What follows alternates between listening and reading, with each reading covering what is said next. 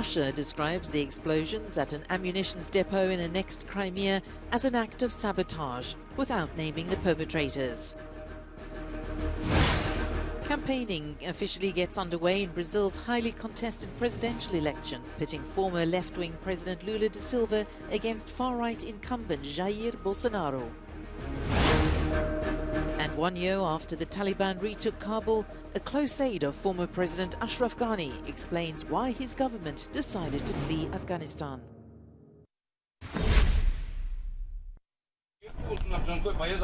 Russia is calling it sabotage. Ukraine is admitting nothing. Either way, the explosions, this time at an ammunition depot in Russia-annexed Crimea, is unsettling Moscow and locals. Tuesday's blasts appear to be a second suspected Ukrainian attack on the peninsula in just over a week. Ukraine's President Zelensky, in his nightly address, warned people in the area to be careful. The cue to leave Crimea for Russia through the Kerchensky Bridge in recent days proves that the absolute majority of citizens from the terrorist state are beginning to comprehend, or at least feel, that Crimea is no place for them. The blasts forced the evacuation of more than 3,000 people who lived nearby. There was shooting, there were explosions, shells falling right into backyards. We had a shell in our backyard. The guys came over to inspect it. We left everything, left it all as it was and took off. We came out to take a look and saw clouds of smoke coming out of the cowshed where the military warehouses are. We stayed there until about 8 a.m. Then there were explosions, flashes, debris falling on us. On Thursday, UN Secretary-General Antonio Guterres, Turkish President Recep Tayyip Erdogan and President Zelensky are to meet in Ukraine to discuss last month's UN-Turkey brokered grain deal and the attacks on the Zaporizhzhia nuclear power plant in southeastern Ukraine. Russia and Ukraine have blamed each other for the shelling near the nuclear plant, which Russian forces control. The UN wants its nuclear inspectors to be given access to avert a possible disaster.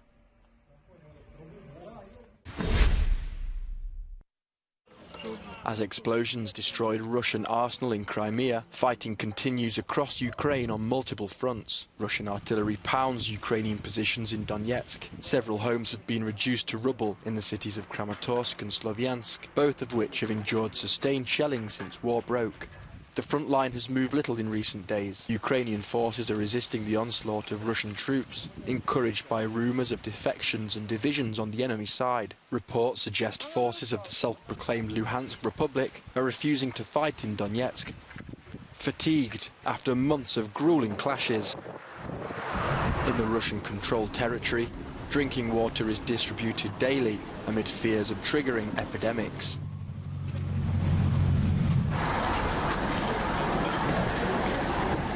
There is also mounting fear of the terrible consequences of a radioactive leak at the Zaporizhzhia nuclear power plant, the largest in Europe. Several strikes have targeted the site, sparking fears of a nuclear disaster. French President Emmanuel Macron called on Russia to withdraw its soldiers from the facility. Meanwhile, there's been a surprise visit to former UN Secretary Ban Ki-moon and former Colombian President José Manuel Santos to Ukraine. Both men visited Bucha, a city northwest of Kiev and the site of alleged Russian war crimes, where hundreds of civilians were found dead after the Russian withdrawal in late March.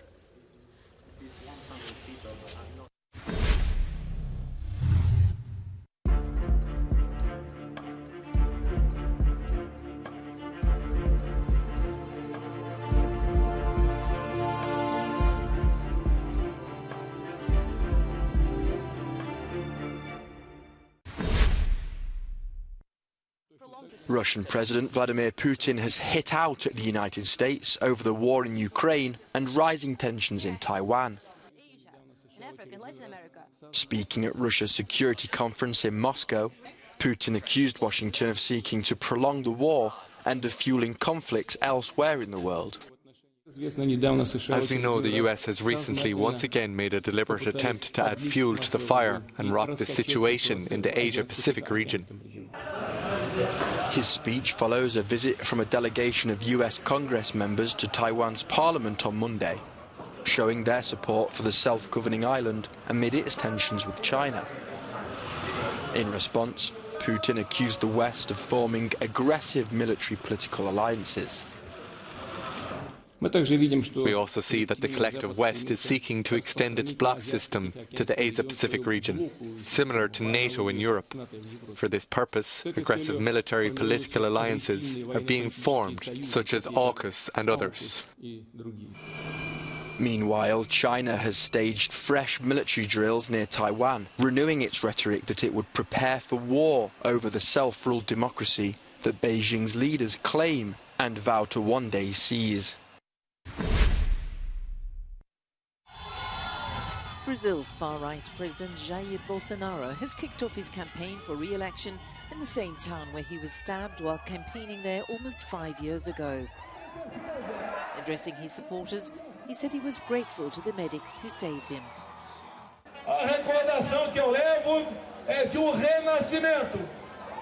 I'm overcome with emotion to be back here, the town in which I was reborn, that saved me to become President of the Republic, which was the best thing for our country.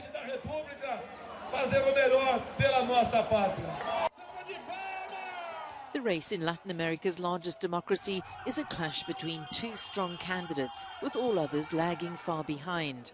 Former left-wing President Lula da Silva's campaign began at a Volkswagen plant outside Sao Paulo, where he rose to fame as a union leader.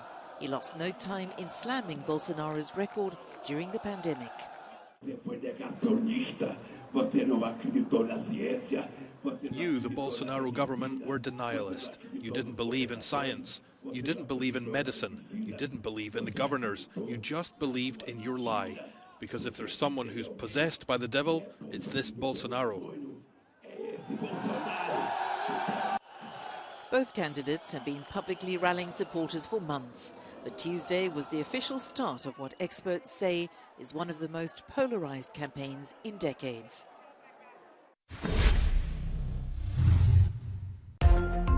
Fierce critic of Donald Trump, Liz Cheney has lost in a Republican primary, falling to a rival backed by the former president. The defeat of the third-time Congresswoman shows how far the party has moved to the right and the grip Trump still has despite being out of office. The winner has repeated Trump's false claim that the 2020 presidential election was stolen. US President Joe Biden has signed into law a €726 billion Inflation Reduction Act, which includes €368 billion to fight climate change, the most significant federal investment in history in the issue. The signing ceremony came just days after the House of Representatives approved the legislation in a party-line vote. A flagship of Biden's agenda, the bill could prove a boost ahead of the midterm elections.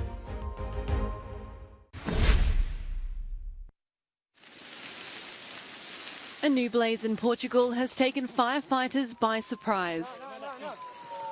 Breaking out on Sunday afternoon and rapidly gaining dimension. And the Serra da Estrela nightmare is far from over. Fire that devastated more than 14,000 hectares of the natural park reactivated on Monday afternoon. Spain's capital awoke to a light haze in the sky and a faint scent of burning due to the smoke carried by wind from Portugal's wildfires. Madrid Emergency Services says the smoke had drifted some 350 kilometres. Spanish firefighters have spent a difficult night battling a huge wildfire in the country's southeast that has burnt through nearly 10,000 hectares in an area notoriously difficult to access. The European Union is on track for a record wildfire season. Spain, Romania and Portugal are the worst affected EU members.